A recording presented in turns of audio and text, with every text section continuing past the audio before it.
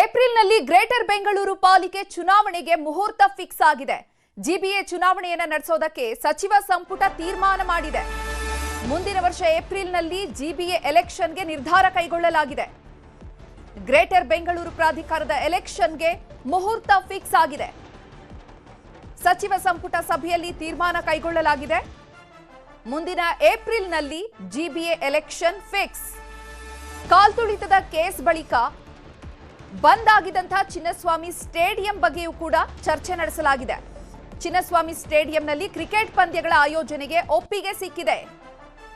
ಷರತ್ತು ನಿಯಮಗಳನ್ನು ರೂಪಿಸೋದಕ್ಕೆ ಗೃಹ ಇಲಾಖೆಗೂ ಕೂಡ ಸೂಚನೆಯನ್ನು ನೀಡಲಾಗಿದೆ. ಒಳ ಮೀಸಲಾತಿ ವಿಚಾರದಲ್ಲಿ ವಿಧೇಯಕ ತರಲು ತೀರ್ಮಾನ ಕೈಗೊಳ್ಳಲಾಗಿದೆ. ಎಡಗೈಗೆ 6%, ಬಲಗೈಗೆ 6% ಮತ್ತು ದಲಿತರಿಗೆ 5% ಅಷ್ಟು ಮೀಸಲಾತಿಯನ್ನ ಹಂಚಿಕೆ ಮಾಡಿ ವಿಧೇಯಕ ತರಲಿಕ್ಕೆ ಮುಂದಾಗಿದ್ದಾರೆ. ಈಗಾಗಲೇ ಯಾವ ರೀತಿ ಇತ್ತು ಈ ಹಿಂದೆ ಕೂಡ ಮೀಸಲಾತಿ, ಎಡಗೈ ಸಮುದಾಯಕ್ಕೆ 6% ಇತ್ತು, ಬಲಗೈ ಸಮುದಾಯಕ್ಕೆ ಕೂಡ 6% ಇತ್ತು. ಇನ್ನುಳಿದಂತಹ ದಲಿತರಿಗೆ 5% ಅಷ್ಟು ಮೀಸಲಾತಿ ಇತ್ತು. ಅದೇ ಮೀಸಲಾತಿಯನ್ನ ಮುಂದುವರಿಸಲಿಕ್ಕೆ ತೀರ್ಮಾನವನ್ನ ಮಾಡಲಾಗಿದೆ. ಸಚಿವ ಸಂಪುಟ ಸಭೆಯಲ್ಲಿ ಅನುಮೋದನೆ ಸಿಕ್ಕಿರುವಂತದ್ದು. ಚಿನ್ನಸ್ವಾಮಿ ಸ್ಟೇಡಿಯಂಗೆ ಸಂಬಂಧಪಟ್ಟಂತೆ ಅಲ್ಲಿ ಐಪಿಎಲ್ ಪಂದ್ಯಗಳನ್ನ ನಡೆಸಲಿಕ್ಕೆ, ಜೊತೆಗೆ ಅಲ್ಲಿ ಮತ್ತಷ್ಟು ನಿಯಮಗಳು ಮತ್ತು ಅದೇನೆಲ್ಲ ಷರತ್ತುಗಳಿದೆ ಅದನ್ನ ಜಾರಿ ಮಾಡಬೇಕು ಅಂತ ಗೃಹ ಇಲಾಖೆಗೆ ಕೂಡ ಸೂಚನೆಯನ್ನು ನೀಡಲಾಗಿದೆ. ಮತ್ತೊಂದು ಕಡೆ ಏಪ್ರಿಲ್ನಲ್ಲಿ ಗ್ರೇಟರ್ ಬೆಂಗಳೂರು ಪಾಲಿಕೆ ಚುನಾವಣೆಯನ್ನು ನಡೆಸಲಿಕ್ಕೆ ಕೂಡ ತೀರ್ಮಾನ ಮಾಡಿದ್ದಾರೆ.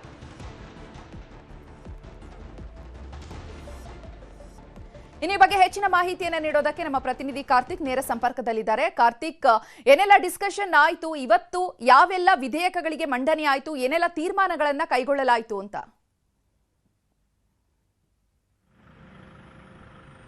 ಚೈತ್ರ, ಇವತ್ತು ಸಚಿವ ಸಂಪುಟ ಸಭೆಯಲ್ಲಿ ಬಂದಿರತಕ್ಕಂಥ ಎಲ್ಲಾ ವಿಷಯಗಳಿಗೂ ಕೂಡ ಅನುಮೋದನೆ ಕೊಡುವಂತ ಕೆಲಸ ಆಗಿದೆ. ಸಚಿವ ಸಂಪುಟ ಸಭೆಯಲ್ಲಿ ಒಮ್ಮತದ ತೀರ್ಮಾನ ಆಗಿದೆ. ಬಹುತೇಕವಾಗಿ ಪ್ರಮುಖ ಅಂಶಗಳು ಅಂತಂದ್ರೆ ಆರ್ಸಿಬಿಯ ಕಾಲ್ತುಳಿತದ ನಂತರದಲ್ಲಿ ಏನು ಸಂಭ್ರಮಾಚರಣೆ ಮಾಡಿದಂಥ ಸಂದರ್ಭದಲ್ಲಿ ಕಾಲ್ತುಳಿತ ಆಗಿತ್ತು.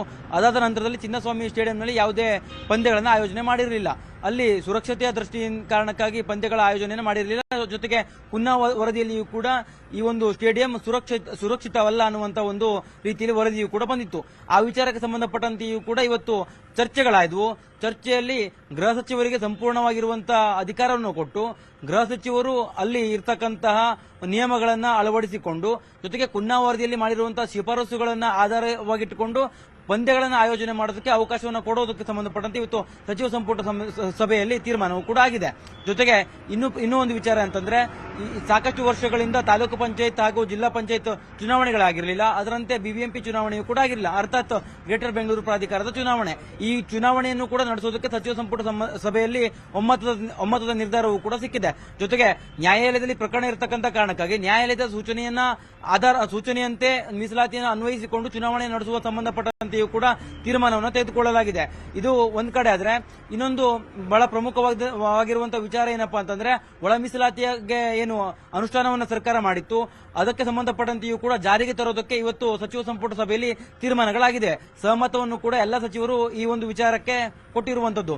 3 ಅನುಪಾತದಲ್ಲಿ ಎಸ್ಸಿ ಎಡಗೈ ಮತ್ತು ಎಸ್ಸಿ ಬಲಗೈ ಅವರಿಗೆ 6% ನಷ್ಟು ಮೀಸಲಾತಿ, ಹಾಗೆ ಇನ್ನುಳಿದ ದಲಿತರಿಗೆ 5% ಮೀಸಲಾತಿಯನ್ನು ಕೊಡುವ ಒಂದು ಸಂಬಂಧಪಟ್ಟಂತೆ ಇವತ್ತು ಕ್ಯಾಬಿನೆಟ್ ನಲ್ಲಿ ಒಮ್ಮತದ ತೀರ್ಮಾನವೂ ಕೂಡ ಬರಲಾಗಿದೆ. ಇದರಂತೆ ಉಳಿದೆಲ್ಲ ವಿಷಯಗಳಿಗೂ ಕೂಡ ಇವತ್ತಿನ ಸಚಿವ ಸಂಪುಟ ಸಭೆಯಲ್ಲಿ ಒಮ್ಮತದ ತೀರ್ಮಾನವೂ ಕೂಡ ಆಗಿರುವಂತದ್ದು. ಸುಮಾರು 1.5 ಗಂಟೆಗಳ ಕಾಲ ಸಚಿವ ಸಂಪುಟ ಸಭೆ ನಡೆಯುತ್ತೆ.